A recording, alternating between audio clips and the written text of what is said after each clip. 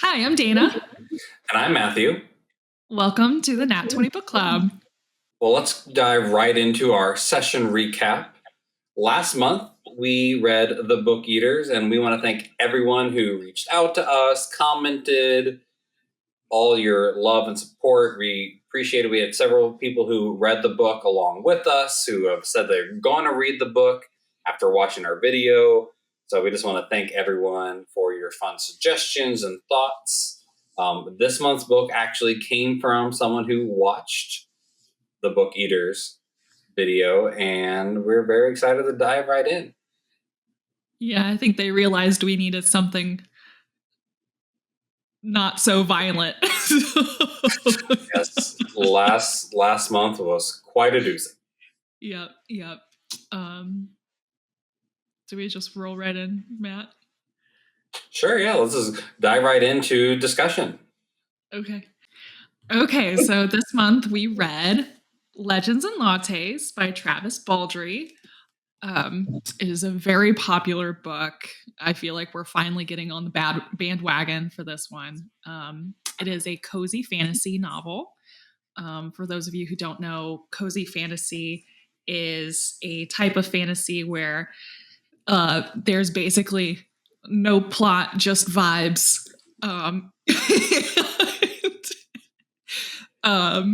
This book is probably the closest also to what D&D is like.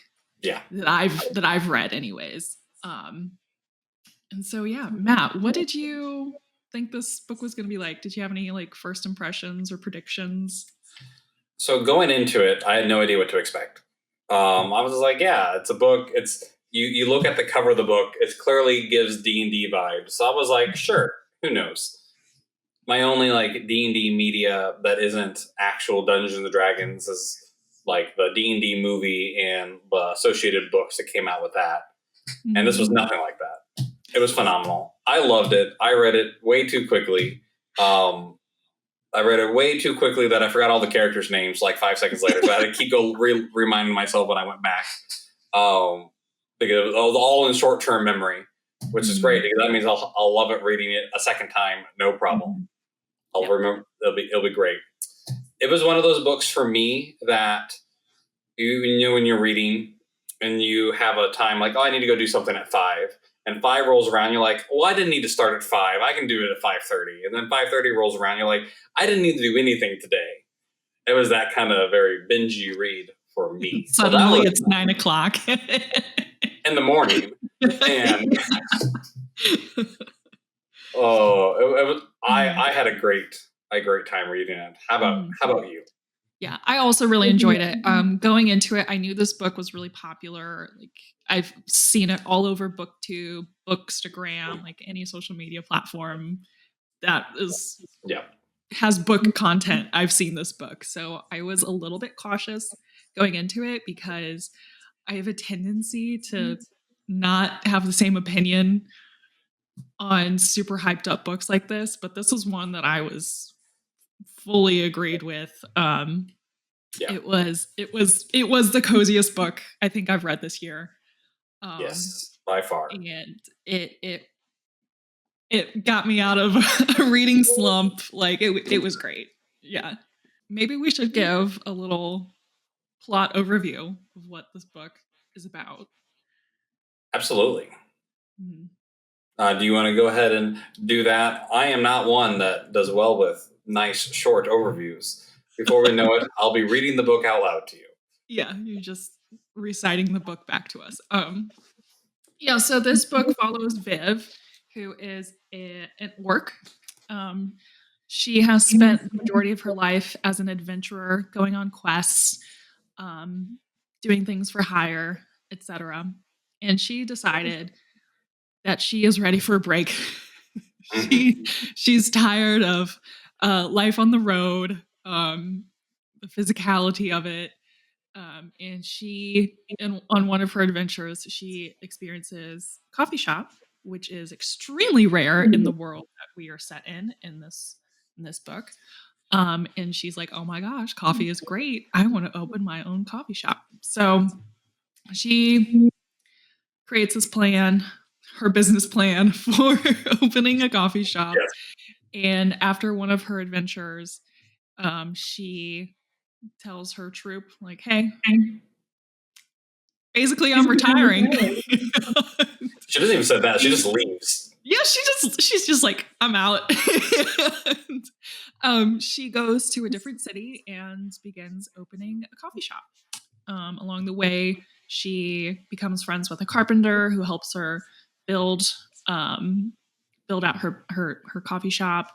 She meets a baker who is just the Gordon Ramsay of baking. Like, he's great. He's a little mouse. Or is he a rabbit? No, he's a mouse. Mouse, rat folk, something like that. Rat folk. Okay, yeah, thank you. And she also meets Tawdry, who is a succubus, which was fun. That's not a race that you see often, I think, in fantasy books or in D&D.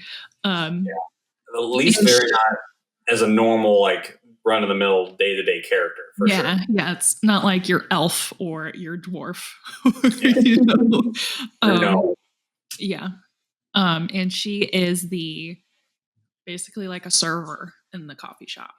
And so Viv opens her coffee shop, but she runs into some trouble along the way. First of all, no one knows what coffee is in this town. So hot bean juice. My favorite description. And then the latte is hot bean juice with milk. It's so cute. Yeah, that is. Yeah, and so she's just running her coffee shop for 250 pages, pretty much. That's great. She does more than that. There is some plot. Yeah. And as Dana says, cozy fantasies, no plot. There's a plot. Exaggeration. Yes. The main conflict of the story comes where the reason why she retired is that she did one last quest. She gained a special stone. I believe it was the Scarvet stone. Scalvert stone. Scalvert stone. Thank you. And it was supposed to bring some sort of good fortune, good luck, prosperity. There was a bunch of, like, I think she had found like an old poem or something, some really obscure piece of literature that talked about it. And she was like, well, if I'm going to do this, don't leave any stone unturned. And that last adventure was her getting this stone to bring all the possible good vibes to the coffee shop. And because of that, people were interested in said stone, and she has to work. While there is no like combat in this story, there's definitely conflict with a local mob boss and then a former companion who feel like they got the short end of the stick on the last rations that they split up the treasure. I will say I loved all the interactions with the mob boss. Yes. It was just this like badass matriarch who loves cinnamon rolls. Yes. And that's how they resolve the conflict. Like, hey, only all conflicts be resolved with an agreement of sending pastries over once a week. It's so great. Like, think how great our democracy would be if everything was solved with cinnamon rolls. Yeah, it was just a delightful time. And I really like it's definitely a found family type of book. My favorite character is more of like a side character. It's the old lady that's across the street from the coffee shop. Right. Who like insists that she's a great baker, but she's not. She's horrible. Always coming. I feel like that's me. Right. I do love at first, like, she's so weary though, because she comes like when Viv first opened the coffee shop, she would come over and order a cup of coffee and just leave it on the counter and just go back home. Like, just I'm going to support my neighbor, but you can keep that to yourself. Yeah, she's like, I don't know about this coffee, but I'll give you a copper. Do you know one of those realistic things that I really enjoyed about this book?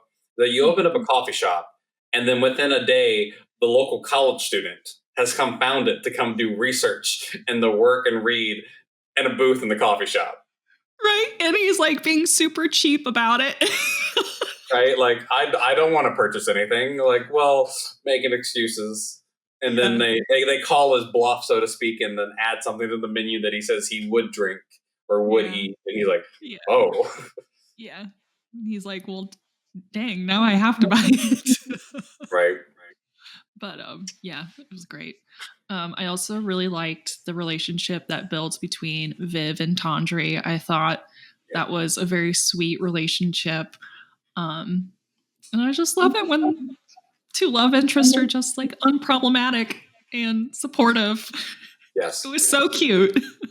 I love their first interaction because one of the fun things about the stories you've already touched on is that it has a lot of different races that don't usually get like the main spotlight or not main characters.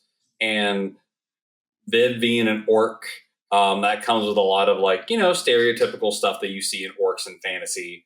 And shout out to Lord of the Rings. And Tandri and her background also has a lot of things that are associated with those kind of races. And then Viv like asks about it, and she's like, well, look at you. You're opening a coffee shop. Does that like fit that? And Viv's like, I'm so sorry. And then they just moved on with their lives. And then Tandri accidentally did the same thing to Viv a little bit later, and then she was horrified. It was the great of like, it was fun interaction, and it felt very natural. Yeah, it did. Another really fun thing to see the relationship was also like Viv growing the coffee shop in the community. Like we had obviously the Tandri relationship, which we just discussed with like being a worker. She had Cal, who she first met when she got into town to help build, and their relationship. But then you start seeing like you have like the bard who used to be a farmer come in, him trying different kinds of music. You see she had like a brief relationship with like a different tavern owner and like discussing like business tips, and the supplier of the baking supplies, and he's like, you've taken the genius underneath your wing. You must be very lucky. And like it was very wholesome to see like a whole community built around, which you sometimes don't get in books because it so focuses on the plot, on the narrative, and the next thing driving to the next scene. Mm-hmm. Cozy fantasy could just chill and bring everything in. Yeah, that is one hallmark of cozy books in general that I really like, is that you really get comfortable with the characters and you get to know them, and that's what part of what makes them so great and so comforting. And yeah, it was just great all around. I keep saying that. It was just great. It was great. If you haven't picked up, we really liked this book. Yeah. But Dana, do you want to go into some final thoughts? I do believe we are introducing with this episode a new scale. We are going to be ranking the books 1 through 20. You may be asking yourself, why 1 through 20? The hallmark dice of D&D is a D20, or a 20-sided dice, with 1 being a critical failure and 20 being a critical success. Also called a Nat 20. Yes, Nat 20. So now it all comes full circle for why we're the Nat 20 book club. So I'll go ahead. Okay, you go first. So I've totally flirted with a Nat 20 or a Nat 19. Both of those, just because, like I said, I love this book. It easily could be a Nat 20. And for those of you who are really, really knowledgeable on D&D specifics, you'll understand this. I'm going to give it a natural 19, which is still a critical success if you're a fighter and you took the feat. That makes natural 19s a critical success, but not giving it quite the Nat 20. Because, as you said, cozy fantasies have not as much plot. And I don't want to hamper because of what it is. It's not supposed to be a big plot-driven book. But there was a couple of loose-end threads that could have been developed just maybe a little bit more, or things that were left hanging that would have been nice to have some sort of small resolution for in some way, shape, or form, which is why I'm giving it a 19, but a critical 19 because it was still fantastic. And that's just the nerd in me having to come forth and say the first time I use the scale, I'm already breaking the rules. You're bending them to fit your will. I mean, hey, it's our podcast. We can do what we want. Yeah, we can do whatever we want. It's our show. The more I sit with this book, the higher rating I want to give it. So I'm actually going to give it 18 now. Okay. Last time we talked about this, I think I only gave it like a 16 or 17, but like, yeah, it was right around there. Yeah. The more I think about this, like the more I'm like, that was just so nice. And I just, the writing for when I read this, like I had personal stuff going on. I was like not about to have complicated books in front of me. Like the writing style was so simple and approachable in this. And I just really appreciated it so much. So yeah. And then for all the other reasons we talked about, it's an 18 for me. Awesome. I do believe you want to give a disclaimer. Oh, yes. Please remember that our ratings are arbitrary. They mean nothing to anyone but us. And, feel free to disagree or agree with us or somewhere in between. Let us know what you thought down in the comments. Yeah, give it. If you were to roll a dice, what would this book land for you? Is it a critical success like we thought it was, a very high roll, or was it somewhere in between? If you rolled a nat 1, you're wrong, but we'll respect your opinion as well. Go watch a different channel if it's a 1. No, come back. We need the subscribe. Please come back. Please come back. All readers are welcome. All readers welcome. Mm-hmm. And we won't hide your comments, we promise. Okay. But leaving that, I do believe we can just flow right into our session notes, which will have some fun little twists for this upcoming month. We'll have our first side quest, Dana. Yes. So a couple weeks ago, I texted Matt and I was like, let's read something chaotic. He was like, sure. So we are going to read Annihilation by Jeff Vandermeer together. As you can see, I've started it. I'm like 25 pages in, and they really just throw you in there. I have not started it yet. I'm looking forward to it. I'm excited about it. I'm very curious to see what you think, but we will have a side quest video where we talk about Annihilation. And that'll come out hopefully in mid-August. And those of you who are curious why we're calling this going to be shorter, quick, abridged video a side quest, like any good D&D adventuring party, that, the main plot and the main story is always fun. But what's even more fun? Getting completely off topic and going in a completely different direction for something that didn't really matter. So we're going to be calling, when we do these nice short reads, side quests. But our August Nat 20 Book Club pick is The Adventures. Oh yeah, you have it. Okay. The Adventures of Amina Al-Sirafi, which is also another book that I've heard a lot about on book media, social media. Yeah. That's pirates. So I'm excited about pirates. Yes. Yes. So this book video for session 3 will come out hopefully at the end of August and sometime in that time frame. So we'll have 2 videos this month. Exciting. Dana, do you have anything else? No, I don't think so. Other than everyone go read Legends and Lattes because it's phenomenal. Absolutely, 100%. And if you're like, I'm not sure, do it anyway. You won't regret it. All right. Well, thank you so much for joining us. Please like and subscribe, and we'll see you next time. Bye. Bye.